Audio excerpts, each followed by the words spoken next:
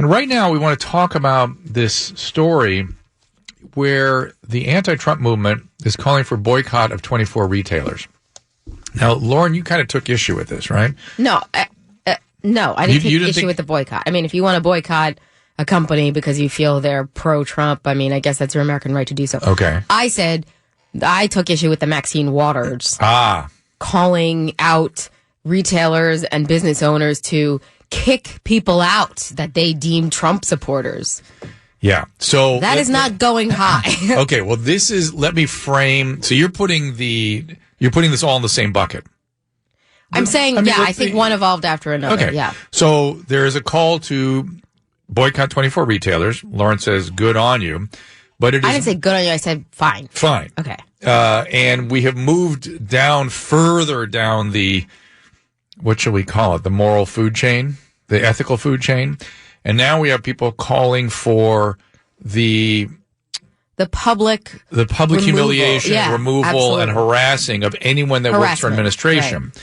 Will the next move, my question to our callers at 800-222-5222, will the next movement be the public harassing and removal of anyone that supports that administration?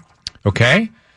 We're there. Don't you think? Okay. So we're talking about taking a segment of the population, and because you feel they are, tainted in some way, that you are justified in removing them from public places? Or because they don't agree with you? They don't agree with you?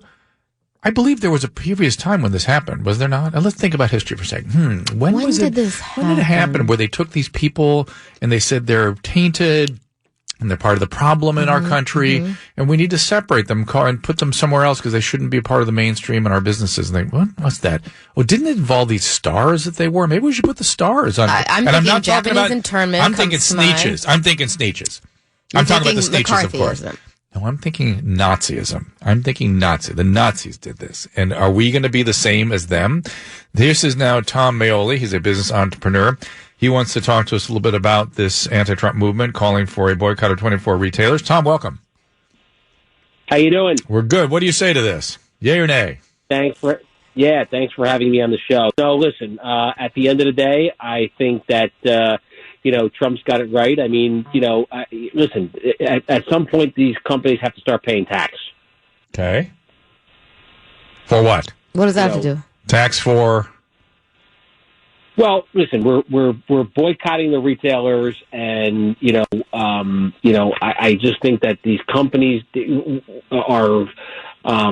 to start paying tax for their online sales, and Hold on a second. Hold on. Is this another Jim Roop situation? I feel like we're on an impersonator. We're on a totally different topic. I'm just curious. Just check it for me, Bernard, if you would. I'm curious. 800-222-5222 is our phone number. We're talking about the anti-Trump movement calling out retailers and boycotting retailers and sales. That's one part of it. The other part is Representative Maxine Waters, Democrat from California, who basically poured gas on the whole situation. And she asked to have harassed and removed anybody who's in that administration. Yes.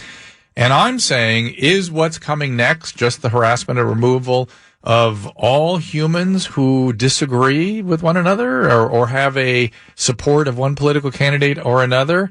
I'm sorry, Tom, I just had to check that because we've had other experiences. So we're talking about the call to boycott 24 retailers because of their support of the Trump administration, or specifically connection through either they sell Ivanka's clothing line or Trump products. Gotcha. I'm aware of it. Yep, we're good. All right. Now, is that appropriate, or do you, as the representative? And by the way, you have a website you want to put out there first, Tom? Yes, it's tommaoli.net if you want to look me up or ask a question. And again, I have my own radio show on iHeart. Okay. 710 WABC. Go big or go home, Tom Maoli, and I appreciate you having me on the show. Okay. Listen, it's totally inappropriate for these retailers to boycott the President of the United States. At the end of the day, it's prerogative. They don't want to sell the merchandise, of Ivanka so it's within the privileges of being a private business owner, right? Well, it's clearly within the privileges. It's within the law. They're not breaking the law, but I think it's disrespectful to the president because it's clearly a direct hit at him. It's not just because they don't want to sell the product or they don't think that it's saleable or they don't think that they can do well with it. It's clearly. How about does it? Okay. So and Lauren, you're okay with this, right? I'm going to make sure I'm getting your position accurate. Yeah. I mean, good luck boycotting Amazon. That's how. Right. I but with this also coincided with Sarah Huckabee Sanders being kicked out of a restaurant. And again, it was the owner that stepped up and allowed that, or actually requested that. Do you, as a business owner, do you feel that was within her privilege? It's clearly within her privilege. It's her restaurant. I'm a new car dealer. If somebody comes into my dealership and I don't want to sell them a car, it's my prerogative. But at the end of the day, it's kind of disrespectful the way I see it. And the problem with it is that you're evoking, it's kind of a violent act. The way I see it, you're invoking violence. You're basically creating and causing a movement that could get larger. Well, okay, and so now we have because now it's escalated. Yeah, now we have Maxine Waters saying everybody that works for that administration should be harassed. Should be harassed in public, and there should be chants and groups that can force them to leave. And what if those people are of a certain sexual or gender persuasion or skin color? Is that now moving into something problematic, or is it already something problematic? No, I think it's problematic already, and I think this started way before, what we're seeing today. This is like the pimple that just started coming out and now popped. You look backwards and we have our own FBI basically saying, we'll make sure he doesn't win.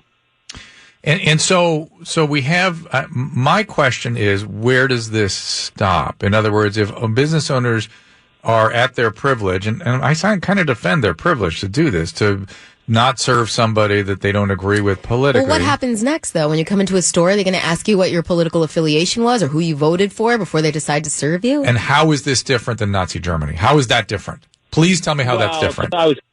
I was actually going to say that. It's no different than Nazi Germany. I think at the end of the day, you talk about racism and definition by, look at what's going on in Starbucks and people are boycotting it. I think at the end of the day, I think that they're wrong. They're creating a movement that's going to cause violence.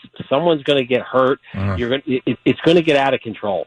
Okay. Exactly. I agree, Tom. I mean, it's like brinkmanship now, right? There's no middle ground anymore. You can't even serve someone because they may have voted for someone that you would disagree with. That's weird. Slippery slope. I'm wondering if there must have been, certainly pre-Civil War stuff. Think about Washington, D.C., how big a problem they have there.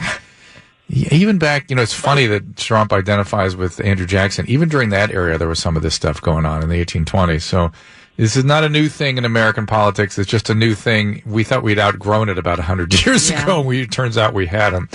All right, Tom, again, the website?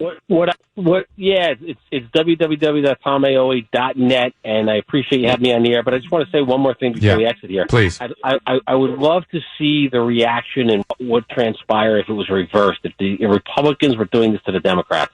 Well, it would be, it's weird. Like, it seems like we live in a world where things don't travel both. You can have it both ways. I think a lot of people see the gay argument of not baking a cake for a gay couple in very much the same light, and I'm one of those people. I agree with you, and I don't think that... I think that's wrong. I think this is wrong. I'm with you. All right, Tom, thanks so much. Amen. You got it, buddy.